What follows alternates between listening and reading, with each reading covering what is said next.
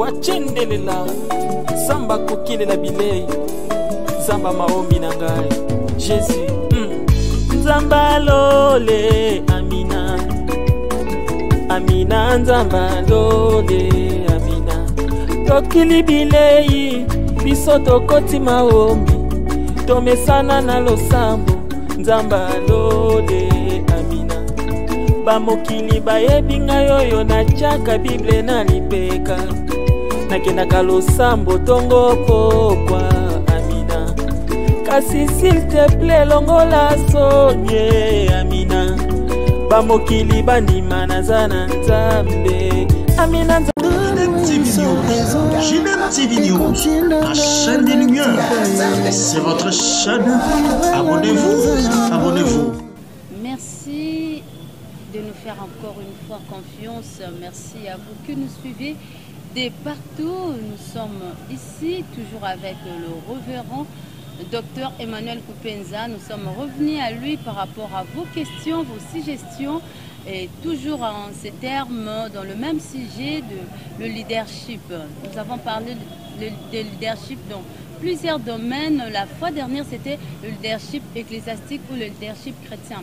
Cette fois-ci, nous allons parler de la pratique du leadership. Parce que vous nous avez posé plusieurs questions. Je fais appel à votre serviteur qui est le révérend Dr Emmanuel Kupenza. Il est là. Il va encore une fois de plus vous répondre, vous éclairer par rapport à vos questions. Bonsoir, pasteur Emmanuel. Bonsoir, maman. Aujourd'hui, on vous a pris la nuit, vu votre calendrier, on n'avait pas le choix et vous nous avez encore donné le temps. Nous vous disons merci, pasteur. Moi aussi, je vous remercie pour cette confiance que vous témoignez à mon endroit, à notre endroit, et de revenir encore pour se ressourcer par rapport à la science, par rapport à l'art, quel est le leadership. Ok, merci. Pasteur, tellement que le téléspectateur, les abonnés de JDM TV, la chaîne chrétienne, sont appréciés de savoir c'est quoi lorsque vous parlez. Là, je vous pose directement la question. Quand vous dites, qu'est-ce que vous voulez exactement dire ou éclairer par rapport à la pratique de leadership? Oui, ma soeur, vous devez savoir que quand nous parlons de la pratique de leadership, nous avions dit que c'est l'homme qui est au centre du leadership. C'est la dignité humaine qui doit être primée. Et c'est pourquoi nous voulons quand même, au lieu que nous puissions parler comme si nous étions dans les nirvana, c'est-à-dire dans l'espace, maintenant nous devons commencer à descendre pour que nous voyions comment nous pouvons appliquer ce leadership et dans nos vies et dans nos institutions, dans notre pays et à travers toute organisation qui veut vivre des temps meilleurs. Quand je parle de la pratique de leadership, je vois deux aspects de leadership. Par les deux aspects de leadership, je vois l'aspect de leadership transformationnel, mais également du leadership transactionnel.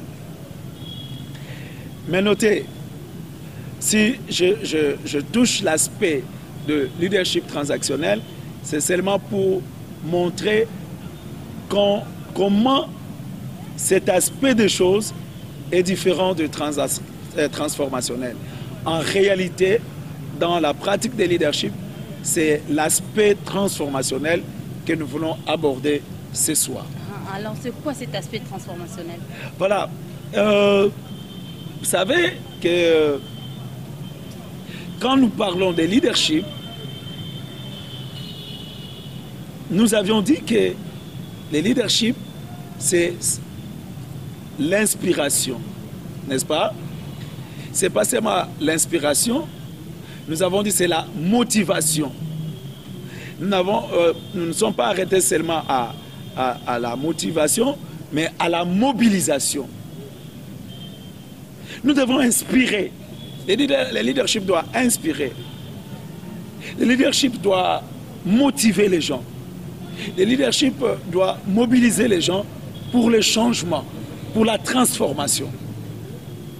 Alors, maintenant, je veux que nous puissions un peu voir c'est quoi le leadership transformationnel, c'est quoi le leadership transactionnel.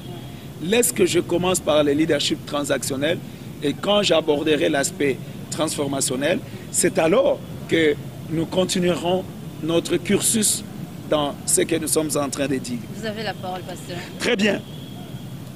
Quand nous parlons de leadership transactionnel, n'oubliez pas que le leadership, je reviens encore, c'est l'inspiration, c'est la motivation, c'est la mobilisation. Mais le leadership transactionnel est ce genre de leadership qui fonctionne selon l'intérêt ou les intérêts des suiveurs, de ceux qui sont mobilisés, de ceux qui sont inspirés, de ceux qui sont motivés. Pourquoi ils adhèrent à, ces leaders, à la transformation? Pourquoi ils adhèrent au changement? Pourquoi ils vous suivent par rapport à la vision que vous amenez? Ici, il y a un intérêt dans le leadership transactionnel. Les suiveurs viennent parce qu'ils ont un intérêt. Soit ils viennent, s'ils ne travaillent pas très bien, ils seront sanctionnés. Soit ils viennent parce qu'ils savent, dans ces leaderships transactionnels, ils seront récompensés.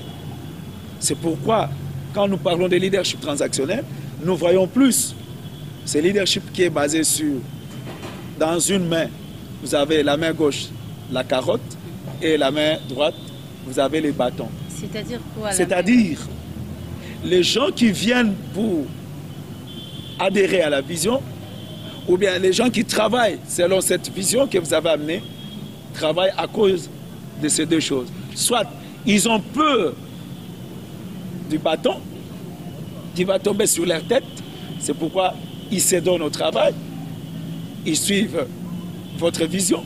Soit c'est la récompense que vous leur donnez. Vous leur donnez la carotte. Vous savez que la carotte goûte. Je ne sais pas si je parlerai des tuberculés et des tubercules qui goûtent, n'est-ce pas? Et quand vous avez la carotte dans la bouche, vous vous sentez à l'aise. Mais les bâtons viennent vous déranger. Mais tout ça, c'est pour que vous puissiez... L'inspiration vient... Les gens suivent votre inspiration, suivent votre motivation et se mobilisent soit à cause du fouet ou bâton, soit ils viennent à cause de quoi? À cause de la carotte, l'argent, tout ce que vous pouvez leur donner, les primes, n'est-ce pas? Pasteur, est-ce que si vous parlez de lèche-botte, en quelque sorte, je ne sais pas si je vous ai bien compris, parce que vous avez dit ceux qui viennent les suivre viennent soit ils ont peur de bâton, soit c'est par rapport à la carotte qu'ils veulent récupérer de votre main. Alors ils sont de lèche-botte, en d'autres termes, de djalélistes, comme on dit. Ils font des djalélos. Non, bon, à vrai dire, ce n'est pas surtout ça, mais en réalité, leur motivation, leur mobilisation, c'est en fonction de ce qu'ils vont recevoir. Soit la punition, soit l'encouragement. N'est-ce pas? Alors, ce sont des gens qui réfléchissent. Parce que quand vous parlez de Djalel ou bien ceux qui suivent, les suiveurs là, ils ne réfléchissent pas parfois. Et c'est pourquoi vous les verrez ici et là-bas. Mais ici, ils suivent qu'une seule personne qui est le leader, mais en réalité, ils ont un intérêt. Et laissez-moi terminer l'aspect des leadership transactionnels pour que je puisse aborder l'aspect des leadership transformationnels et que nous puissions aller de l'avant. Dans ces leaderships transactionnels, ils s'appliquent où? Ces leaderships s'appliquent où les choses sont déjà organisées. Les choses marchent déjà. Tout est déjà mis en place. Vous voyez? Tandis que le leadership transformationnel fonctionne dans un milieu où les choses ne marchent pas. Les milieux demandent une transformation. Il y a un problème. N'est-ce pas?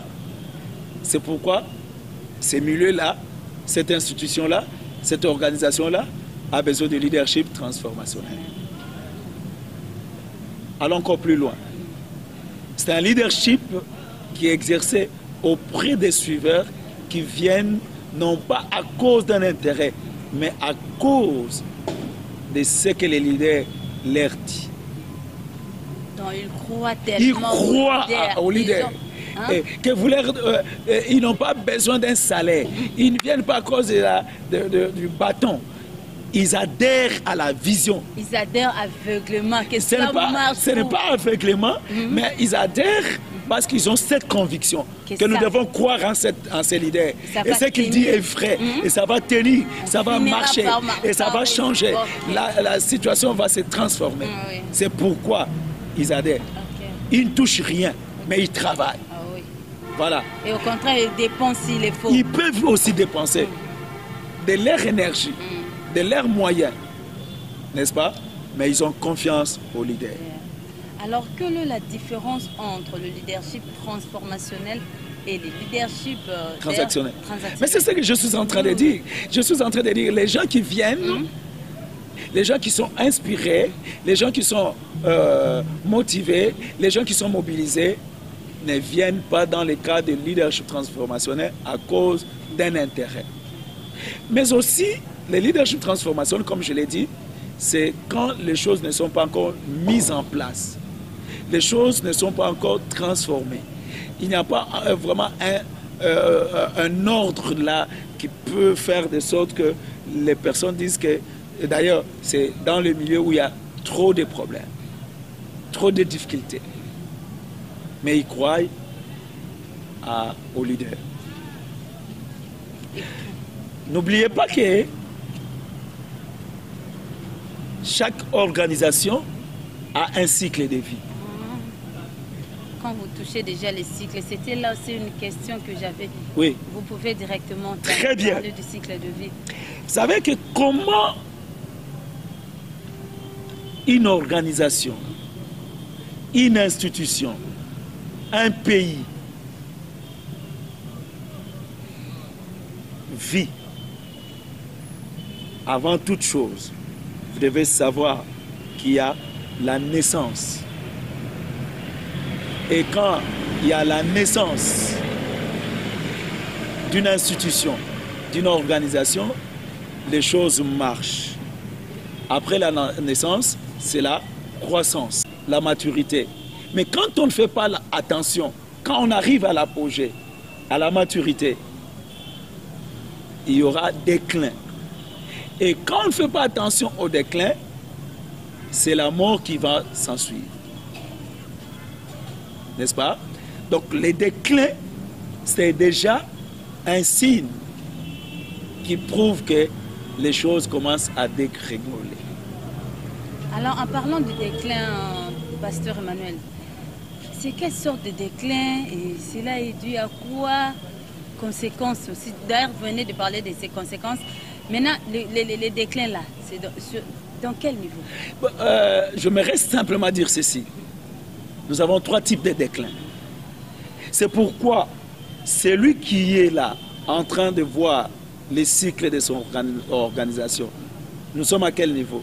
Et quand vous êtes déjà au niveau de la maturité et que vous commencez à voir les choses dégringoler, décliner, et vous voyez que déjà le déclin est là, vous devez vous poser une question.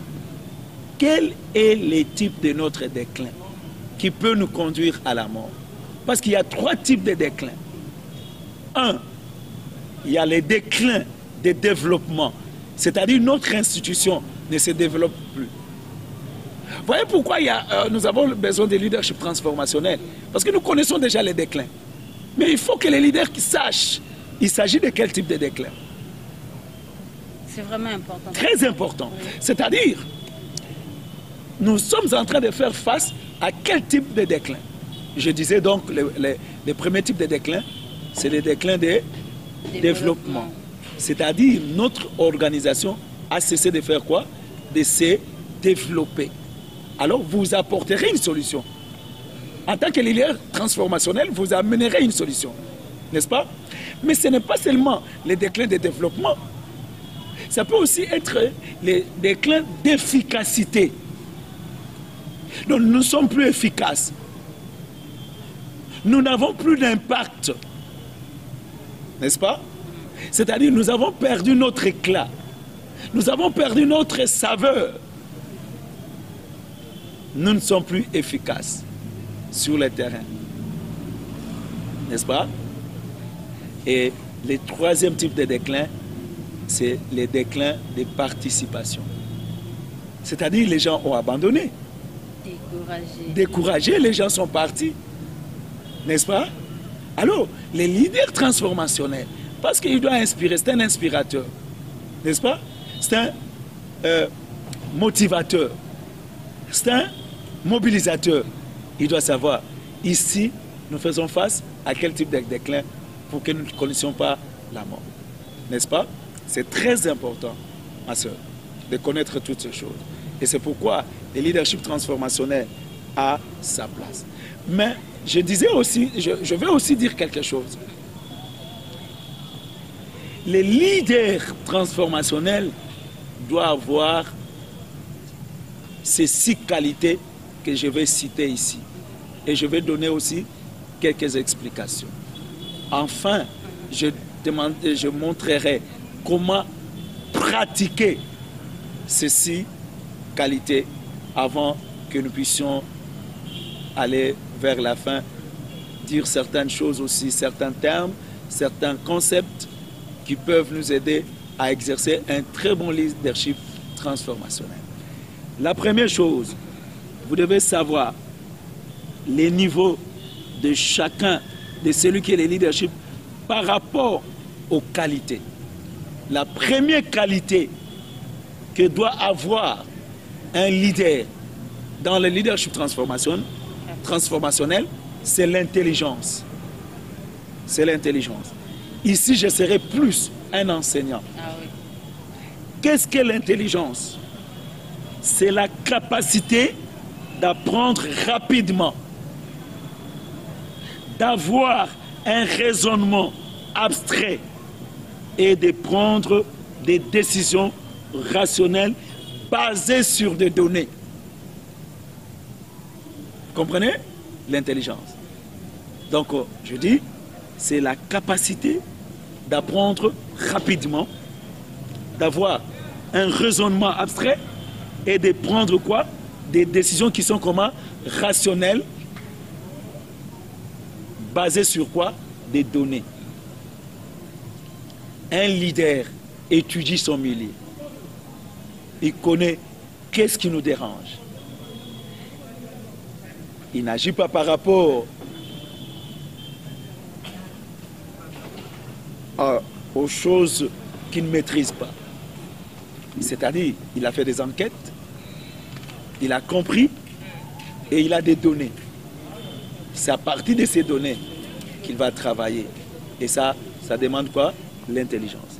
C'est la première qualité. N'est-ce pas? La deuxième qualité, c'est la curiosité. Un leader transformationnel doit avoir la curiosité. Vous allez comprendre que ces 6 qualités sont des capacités, sont des choses que nous devons avoir pour exercer un leadership transformationnel. C'est quoi la curiosité? C'est la capacité d'avoir une grande capacité d'apprentissage et un sentiment de malaise quand vous savez que vous ne savez pas quelque chose. Quand vous savez que vous ne savez pas quelque chose. Donc vous avez la capacité de faire quoi? D'apprendre. C'est ça la curiosité. C'est-à-dire vous reconnaissez qu'il vous manque quelque chose. Parce que vous avez un sentiment de malaise.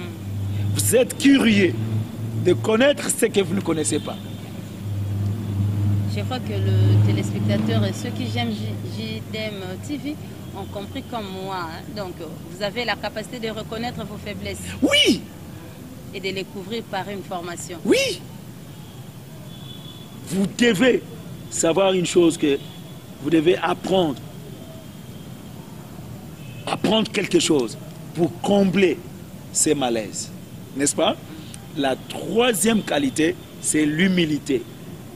Et l'humilité, c'est la capacité d'être conscient de vos limites. Être conscient de quoi? De vos limites. C'est-à-dire, ici je peux faire quelque chose, ici je ne peux pas. Quand ici je ne peux pas faire quelque chose, donc je peux appeler un spécialiste. N'est-ce pas? C'est la capacité d'être conscient de vos limites, de ne pas automatiquement sous-estimer les autres et vous surestimer. Je crois que vous comprenez que c'est la capacité de faire quoi? D'être conscient de quoi? De vos limites. N'est-ce pas? De ne pas automatiquement sous-estimer les autres et de vous surestimer. C'est-à-dire, vous mettez la barre très haut par rapport à vous, alors que vous ne connaissez pas ça. Vous avez des limites. Pas la moitié de la barre que vous êtes placé. Non. Et il faut être humble, avoir cette capacité-là d'humilité. Quatrième qualité, c'est la résilience. C'est-à-dire, c'est la capacité de cultiver la stabilité émotionnelle, les muscles de la ténacité mentale. Maman, vous savez que celui qui a fabriqué les ampoules à incandescence, il paraît qu'il a échoué 113 fois. Mais il avait la résilience. C'est-à-dire cette capacité de tenir bon, même quand les choses ne marchent pas. Ça, c'est la résilience. La capacité de ne pas abandonner. Vous savez, dans notre pays où on a des tracasseries de tous ces services de finances, vous avez commencé quelque chose.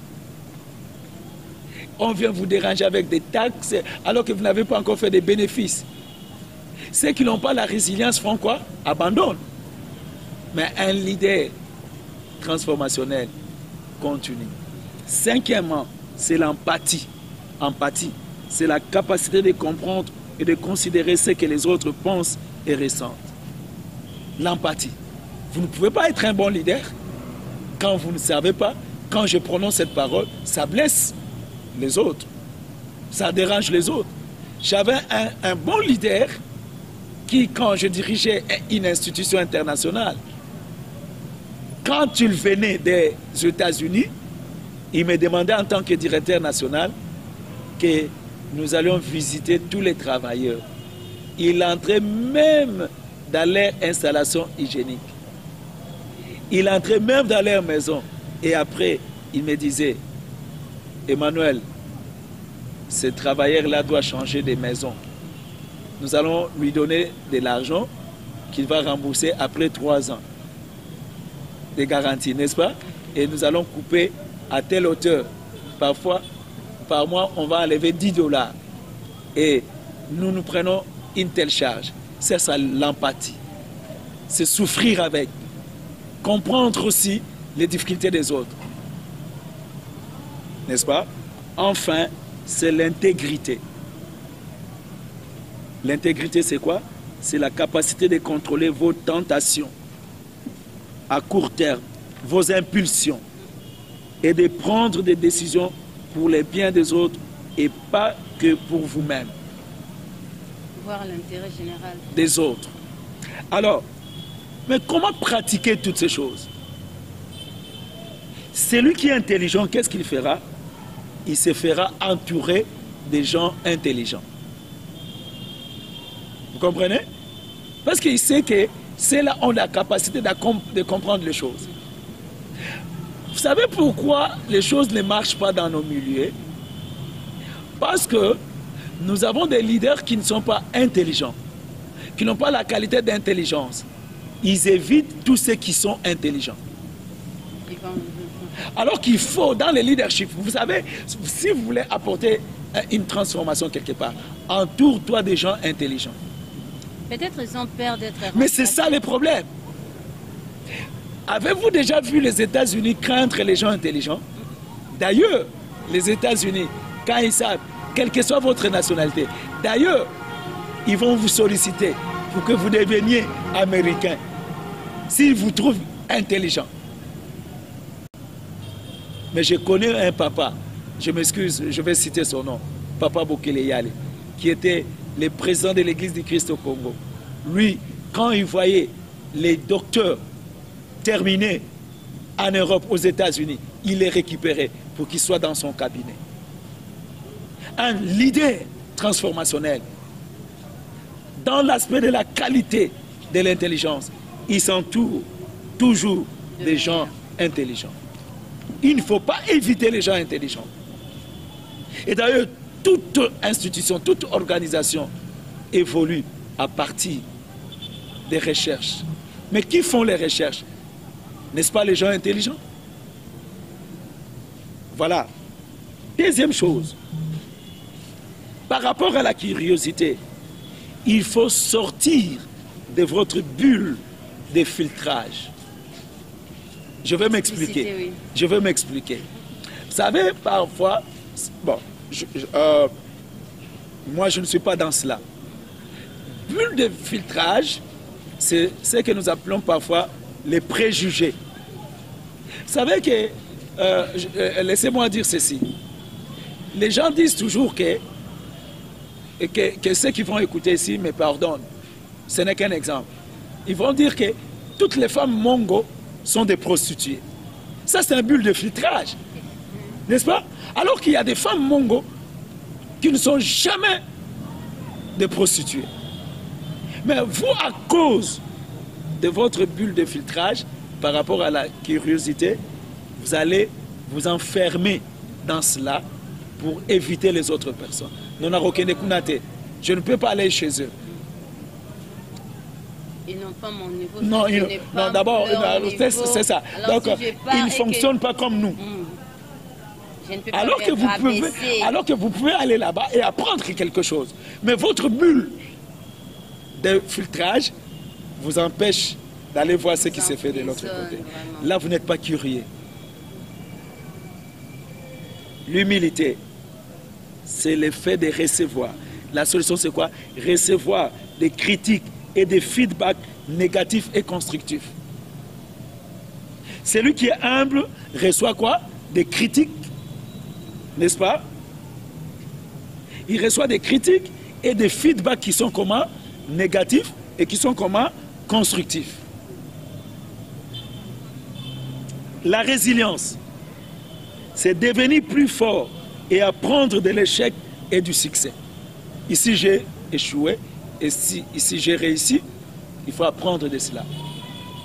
N'est-ce pas? Ça, c'est dans le cadre de la résilience. Plus fort.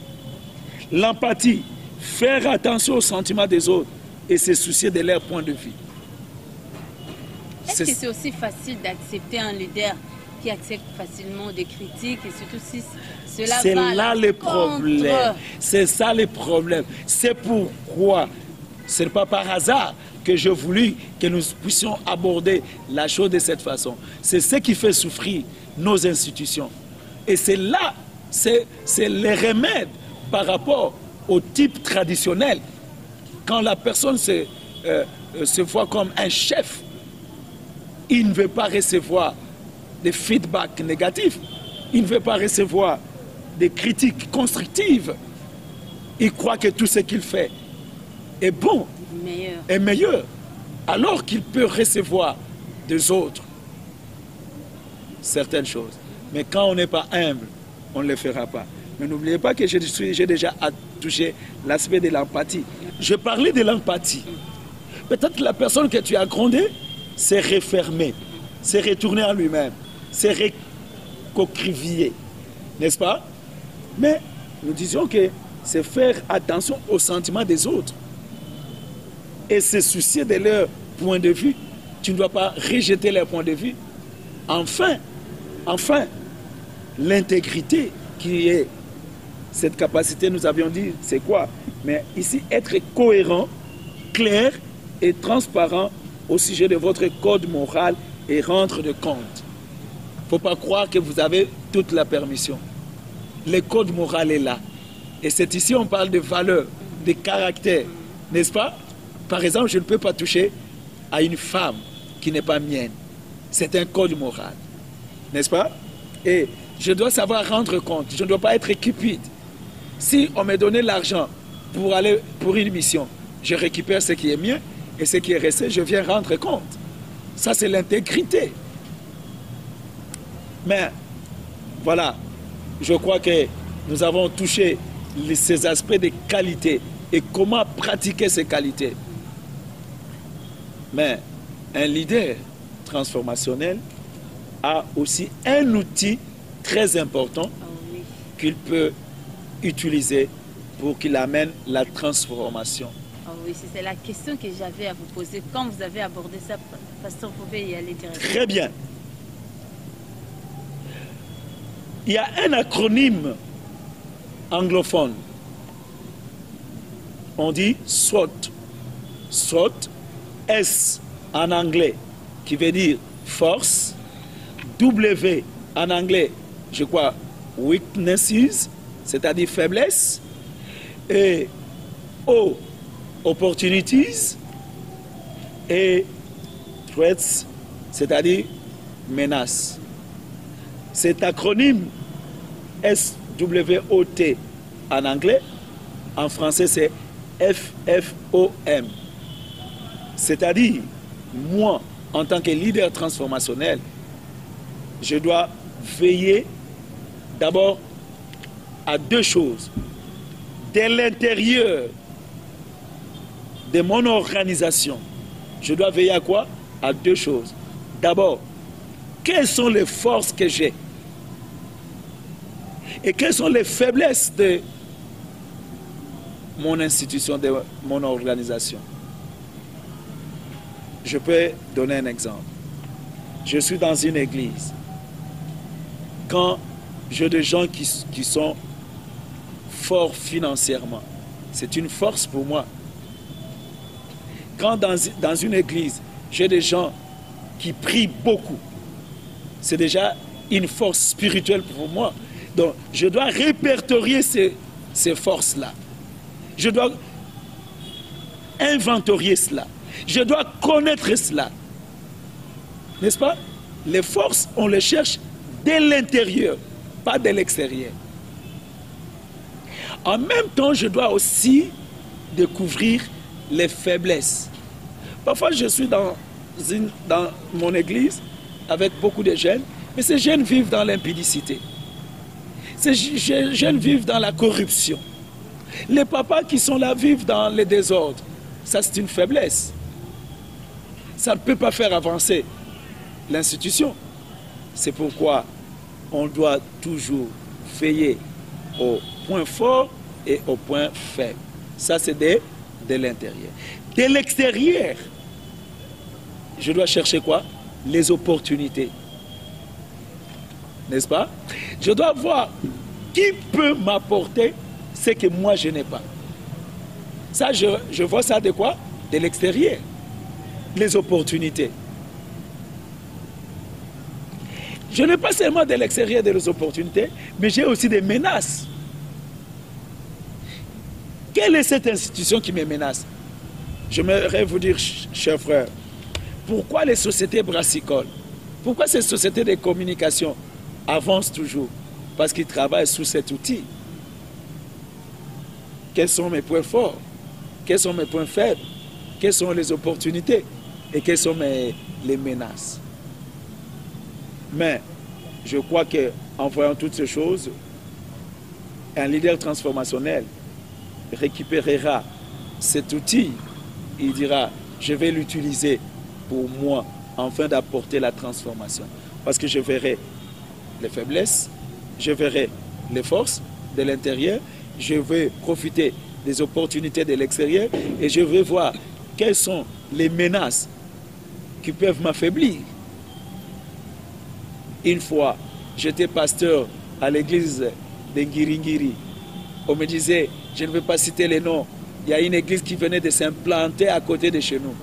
C'était une église qui avait déjà fait un nom. Et les gens disaient, l'église de Ngiringiri va connaître un problème. Mais qu'est-ce que je fais? J'ai profité, j'ai vu les menaces de cette église, mais j'ai vu aussi les opportunités que j'ai pu appeler les autres qui pouvaient me venir en aide. Ils m'ont apporté une bénédiction, c'était une opportunité. Donc, je crois que en tant que leader transformationnel, nous ne devons pas oublier cet outil. Mais aussi, un leader transformationnel fait attention à un concept, à quelque chose, à deux choses. D'abord, un leader transformationnel est discipliné. Il a la discipline.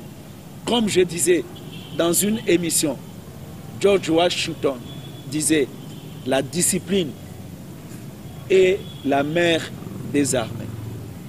Celui qui veut transformer son milieu doit faire attention à l'aspect discipline.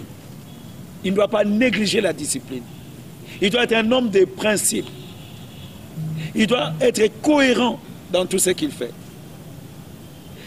Le corps peut lui débattre. C'est pourquoi, je m'excuse de le dire, beaucoup de leaders transformationnels n'arrivent pas à atteindre parfois 90 ans. Parce qu'ils donnent le meilleur d'eux-mêmes. Et des fois, il n'a pas de gens pour l'aider. C'est ça. À accoucher cette vision. C'est ça. La discipline. Mais il y a un autre concept que les leaders transformationnels ne négligent pas, c'est la procrastination. C'est quoi la procrastination? La procrastination, c'est le fait de remettre à demain ce que tu peux faire aujourd'hui. Je le ferai demain. Je le ferai demain. Vous savez, tous ceux qui voulaient faire certaines choses l'année 2020 ne l'ont pas fait à cause de la pandémie de Covid-19. Le temps ne nous appartient pas. N'est-ce pas? Quand vous avez une mission, vous avez une vision, cherchez à appliquer cela dans les temps que le Seigneur vous a donné. Demain ne vous appartient pas. Attention à la procrastination. Aujourd'hui, on ne peut pas être un leader et qu'on néglige cet aspect de l'usage du temps. Alors, pasteur, comment faire si un leader se retrouve dans un milieu où l'indiscipline est vraiment la reine? Notoire. Très bien. C'est l'indiscipline qui règne.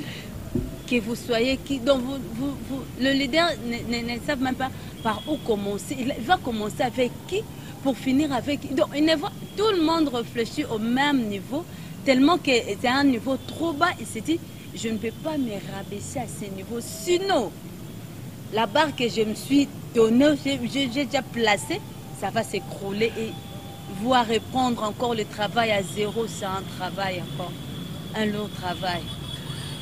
Oui, vous savez, c'est ça le problème de tout leader, surtout quand on amène une vision nouvelle. Les gens étaient habitués à faire des choses de leur façon. Ils avaient des intérêts. Vous pouvez arriver dans un milieu où il n'y avait pas une discipline financière. Toi, tu viens mettre de l'ordre. Attention. Alors, il faut aller... D'abord, il faut commencer par observer. Il y a des choses que tu peux voir, n'est-ce pas? Mais tu ne dis rien. Tu observes. Parfois, tu peux pardonner, mais n'oublie pas. Mais aussi, à un certain moment, il ne faut pas que les gens te trouvent comme si tu étais un con. Sois gentil, mais ne sois pas un con. Je crois que vous avez compris 3 choses que j'ai dites. 1. Quand vous arrivez dans un tel milieu, il faut parfois observer. J'ai dit parfois observer et ne rien dire. Il y a Martin Luther King qui disait, parfois le silence est une trahison. Mais à un certain moment, il faut garder silence pour maîtriser les rouages. N'est-ce pas? Et vous voyez les gens qui sont là, vous les pardonnez, sinon vous allez les chasser tous. Mais il ne faut pas... Non, je disais... mais vous n'oubliez pas que ce sont les gens qui causent les désordres ici. Troisièmement, tu es gentil, mais ne sois pas un con, un imbécile. Mais dans tout cela, ce qui est correct, il faut toujours que la discipline s'impose. Vous n'avez pas de choix.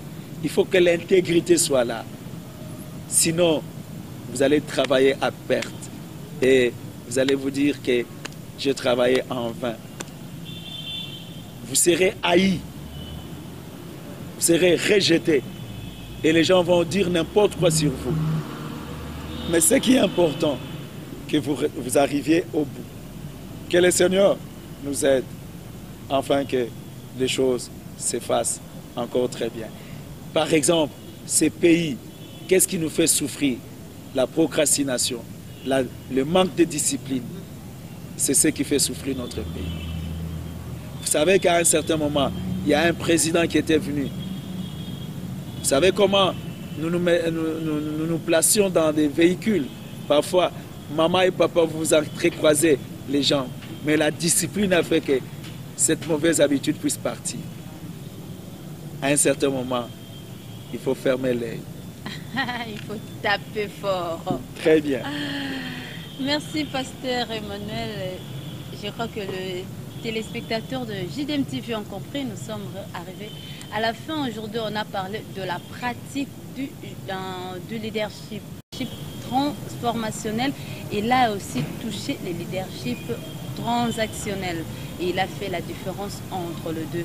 Pasteur, c'est déjà la fin de l'émission pour aujourd'hui parce qu'on va encore revenir avec un autre sujet, je précise. Mais vous pouvez donner vos coordonnées, mot de la fin. Le mot de la fin, les pays comme le Congo ont besoin de leaders transformationnels. Les choses ne se sont pas encore mises en place. Nous avons besoin de leaders transformationnels. Les églises, toutes nos organisations, nos institutions. Donc, recherchons à travailler dans le sens du leadership transformationnel. Mais, voici mes coordonnées. Plus 243, 89, 89, 66, 294 ou 294. Plus 243, 81, 508, 86, 508, 86, 46. Ce sont mes coordonnées. Que Dieu vous bénisse. Merci. Merci, pasteur, d'avoir répondu à notre invitation. C'est vraiment la fin, hein? C'est la fin totale de ces numéros. On a parlé de la pratique du leadership. Si Christ ne revenait pas, comme je le dis, parce que nous dépendons de lui, on se reverra très prochainement, peut-être avec le pasteur Emmanuel ou une autre personne, mais continuez à nous faire confiance. On est là par ces outils qui est JDM TV. Nous continuons à propager l'évangile de Jésus-Christ. Et je dis merci au couple Didier et Judith Maudit, à Papa Gilbert, Willy qui était derrière la caméra, la famille La Consolation, famille Massamba, Bénigras, Nathan Prodige, Mabila, Eric et Lydie Mabila. Je vous aime bien. Bye, à la prochaine. JDM TV News, la chaîne des lumières, votre chaîne, notre chaîne. Balobi, restez branchés, scotchés, na la chaîne Nabino. Awa présentement na Congo, Kinshasa, JDM TV News. Nous avons des émissions comme Gilbert et Soin Pasteur.